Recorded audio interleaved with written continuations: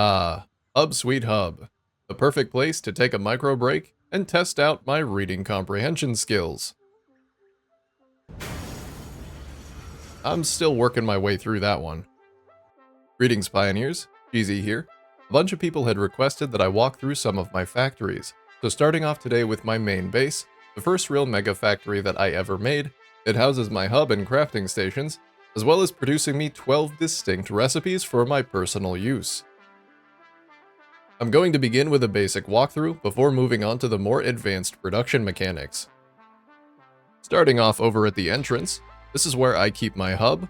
I've made sure to leave a large opening in the roof so the milestone ship can take off and land. This is also where I keep my workshop, my awesome shop, and my ma'am. And most importantly in this entire area is my trophy case. I wanted to go for a big waterfall at the rear of a shopping mall kind of vibe. The same thing that you might see butted up against an elevator, which is quite appropriate because I do plan on having this area being used for the new elevators once they get added in 1.1. As of now, it's just a series of hypertubes that takes you down to the factory floor and logistics. Factory floor down there, ironically a bit empty, as I like to keep this area open for messing around with blueprints and setting up temporary production lines. In the back left, I've got my sorting containers. Anything that I dump in here will be ferried away via train to an off-site multi-purpose sorting room, which produces me all of my biofuel, alien DNA, and power shards, as well as sinking any unwanted excess. But there's a full video on that one, which I will be linking down below if you're interested. The back right is where I have my garage and a few of my favorite vehicles. I keep these close at hand in case the urge strikes me for a morning drive. Going back to the main lobby and taking the stairs up will bring you to the copper and iron processing sections. The east wing is responsible for processing all copper and intakes 362.5 copper ingots a minute to produce 225 wire, 75 cable, and 50 copper sheets. A single pure copper node just outside provides all of the ore, and a 6-machine smeltery manifold turns it into ingots before delivering it to machines via a single belt. All of the resources in this building are routed through 2 high storage container buffers before being either sent to dimensional depots for personal use or overflowed into sinks in the center of the logistics floor. Over in the west wing is where all iron production is taken care of, with the left-hand side housing more basic iron recipes, and the right-hand side housing the more complex ones. Every minute, this wing consumes roughly 1,200 iron ingots to produce 1 portable miner, 96 iron plates, 75 rods, 125 screws, 15 reinforced iron plates, 10 rotors, 8.75 modular frames, 4 smart plating, and 5 motors. 3 pure iron nodes directly off the factory floor supply these 3 belts down into the iron smeltery, where 24 smelters, clocked at as close to 100% efficiency as I could get them, smelt the roughly 1,200 iron ingots before sending them back up a lift on the side of the building, with 2 belts entering advanced iron production and 1 belt going back to basics. And here's where I thought it might be helpful to show you a bird's eye view of the building with the roof cut off so that you could get a better idea of the flow from up above, rather than just watching me walk around on ground level. Down at the bottom we have the main atrium. On the right hand side we have the single pure copper node feeding into that smeltery manifold before the copper reaches the production floor on the east wing. The bottom left-hand corner is basic iron processing, and the top left is advanced iron processing. All 3 factories are separated from the rest of the building by storage towers, where items are either funneled into dimensional depots, or the overflow is run through these channels into the center of the building where it can be sunk. Now that you have a good idea of the flow of the building from on foot and overhead, I'm going to be diving into the mechanical specifics of each section. As I'll be starting off with the more basic sections and moving on to the more complex ones later, feel free to use the chapters to jump around. Starting off with copper production, every building in this section is overclocked at 250% to save space, and no alternative recipes are used. The entire factory is supplied by a single Mark IV manifold running along the back of the room. The 2 constructors on the left-hand side consume a total of 100 ingots to produce 50 sheets. The top middle constructors are fed 75 copper ingots total to produce 150 wire, which is then combined into 75 cable in the bottom middle constructor. And the 3 constructors on the right hand side are fed a total of 112.5 copper ingots a minute to produce 225 wire. Moving over to the iron production side, a single Mark IV belt also supplies the manifold for all of the machines in this section.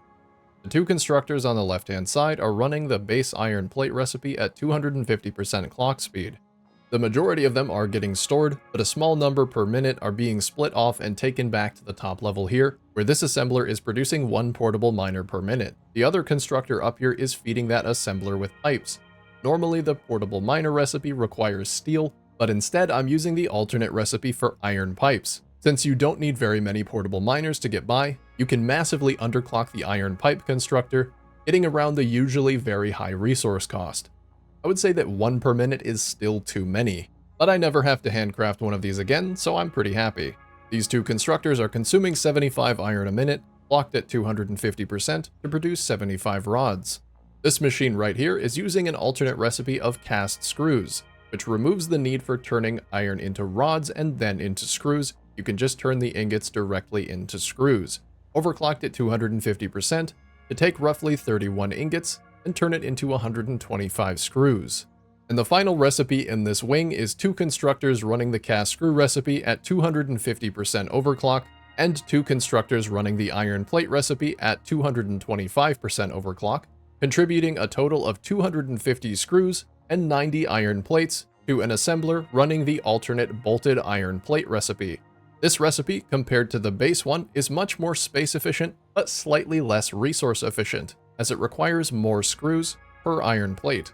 Moving on over to advanced iron processing, I've split it up into a upper view and a lower view, and I've left all of the conveyor lifts intact, so if you match them up, you can figure exactly where items are flowing between floors. The belt highlighted in orange distributes 357.5 ingots to the right side of the room. The belt highlighted in white distributes 369.944 ingots to the left side of the room. Full disclaimer before we get into this section, I built this thing a few hundred hours ago, so this is more of a documentation of an existing piece of machinery, flaws and all, rather than an example of exactly how you should be doing this in the most efficient way. But with that out of the way, let's move into rotor production on the far right. I have a constructor up top producing 25 rods per minute, and a constructor right next to it with the cast screw recipe producing 125 screws. Directly beneath those 2 constructors are 2 mirrored constructors doing exactly the same thing. All 4 of these constructors are fed and merged into this assembler here for production of 10 rotors.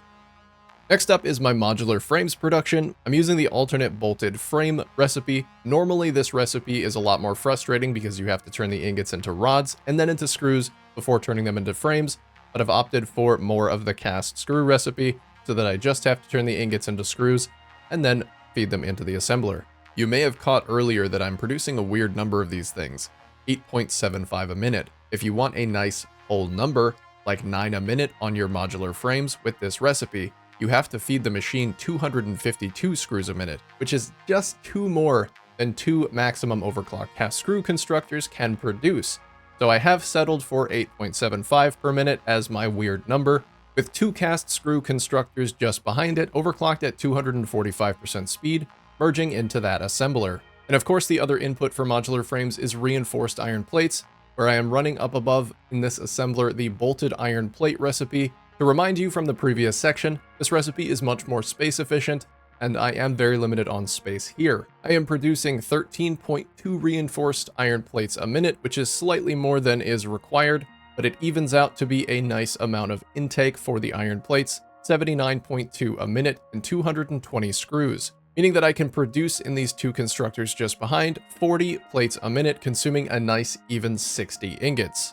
And then down below here are 2 additional constructors also running the cast screw recipe at 220% clock speed, producing 110 screws a minute each for the reinforced plates. If that hurt your head, don't worry, it hurt mine trying to remember exactly how I put this thing together. It gets easier from here, I promise. Next up is smart plating. I've aimed for 4 a minute as the base clock speed of rotors is 4 a minute and has nice even numbers, so I just built everything else around that. As such, this assembler up top is running the base rotor recipe with no adjustments. It's being fed by a single rod constructor at the same elevation, clocked at 133% to produce 20 rods a minute, and a single cast screw constructor just below, clocked at 200% to produce 100 a minute. Back up top, we have another assembler running the base reinforced iron plate recipe at 80% clock speed. This is to match the production rate of RIP to the base production rate of rotors. This machine is fed by one constructor with the base iron plate recipe on the same level, clocked at 120%, and one constructor just below, running the cast screw recipe, clocked at 96% to precisely meet the need of 48 screws a minute. Finally, and somehow still less complex than that mess of modular frame recipe, is 5 motors per minute, which requires 10 rotors and 10 stators. Jumping straight into the top floor to look at the assembly for rotors, this machine is producing 10 a minute with a clock speed of 250. It requires 50 rods and 250 screws. The screws are of course met by 2 cast screw constructors just behind it on the same elevation, both clocked at 250. And just below that, we have 2 iron rod constructors running at 166% clock speed to produce 25 rods per minute each, merged and brought up top into the rotor assembly. Back up top, this assembler is producing 10 stators a minute. Normally, this recipe requires copper and steel, but 2 alt recipes, namely the iron pipe and iron wire recipe, allow us to produce these with only iron. The clock speed on this one is 200%, which requires 30 steel pipes and 80 wire a minute. One constructor on that same level running the alternate iron pipe recipe, clocked at 120% speed, exactly meets those needs. And down below, the final 2 constructors running that alternate iron wire recipe, producing 40 per minute each, with a clock speed of 177.7778%. Both the rotors and the stators are lifted down into the final assembler for 5 motors a minute. And that is that, a comprehensive breakdown of the production of my main base. This building holds a special place in my heart as it was the first one that I really tried to make cool. I hope that it showed through and that you learned something about either logistics or aesthetics, and that you can take something away from this video. And if you feel that you can, please leave this video a like, comment down below telling me what you thought, and subscribe if you'd like to see more. I'm still pretty new at making this type of content, so if you'd like to leave constructive criticism down in the comments, I'm all for it. Just in case you didn't know, I do stream over on Twitch, so if you'd like to stop by and see the process, come hang out. And finally, I am starting up memberships on this channel as well. You can click this button to become a member, which will give you exclusive perks like some shiny new emotes to use in your favorite YouTube streams. There's only a few here for now, but more will get added as I make them. As long as you're a member, you'll also get a shout out at the end of my videos. But most importantly, you're choosing to support the channel, which is integral for the continued production of this content. So if you enjoy or benefit from the content that I make, please consider showing your support. And a warm thanks to the 9 people who voted to release me from the basement. And as for the 7 people who decided that I should stay there, what the hell's wrong with you? Seriously, how is it this close? But as always, I'm Jeezy, and I'll see you in the next one.